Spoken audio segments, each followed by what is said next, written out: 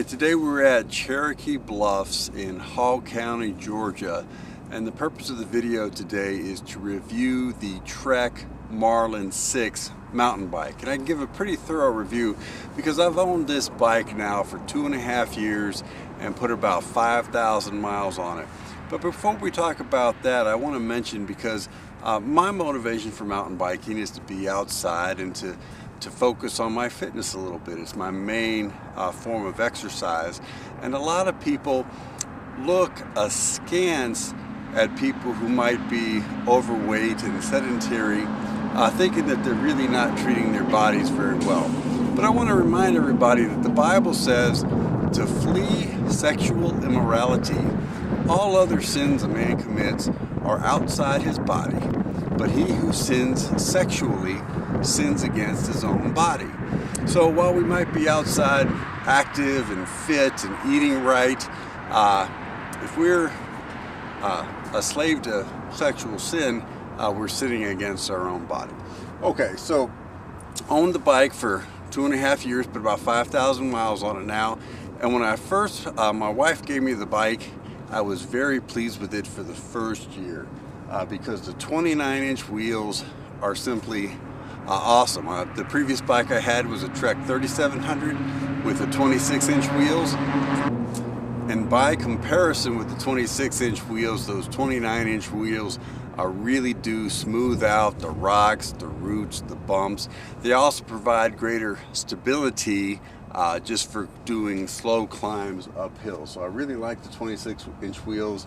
The disc brakes are very positive shifting, appropriate gearing for my needs, and most of my mountain biking is on what's called beginner type mountain trails. Not because I'm a beginner, just because I'm a little older and a little heavier than I used to be. So for example, Cherokee Bluffs here, it's about a 2.5 mile loop, and the climbing each time you go around the loop is about 180 feet of climbing.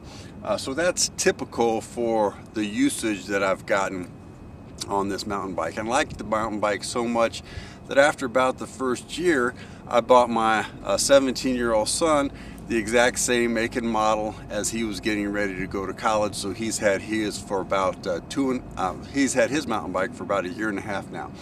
But the thing that became suboptimal about the time we've owned it for a while was the drivetrain components began to wear out what I thought was a little quickly on both the bikes. And you know, for comparison, before we owned the Marlin 6, our whole family has owned 5 different Treks in the 3500 and 3700 series. So we were used to those components lasting a long time and doing well with common use. We put a lot of miles on our bikes.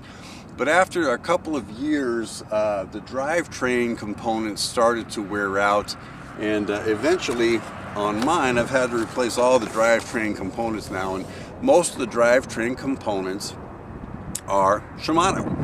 And this is the front chain wheel, which was recently replaced, and you know, you look closely at it, you can see the wear. The chain had to be replaced, the drivetrain had to be replaced. And I don't know if that's normal or not. Is that kind of how long these things are supposed to last? And you know, it's for the amount of money that it costs and the quality of the components, it's just going to wear out after about that amount of time or not. So but now that I've replaced all the components, I'm back in business, and it's a great bike for the kind of trails that I ride. It's just, I guess after about 5,000 more miles, I'm going to have to replace all the drivetrain components again.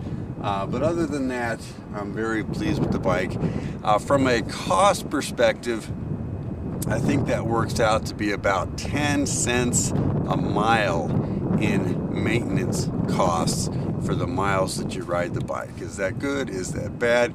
I'm certainly willing to keep doing that for the Trek Marlin 6, but that's a little more than we were spending to maintain the Trek 3500 series and the Trek 3700 series bikes that the family had previously.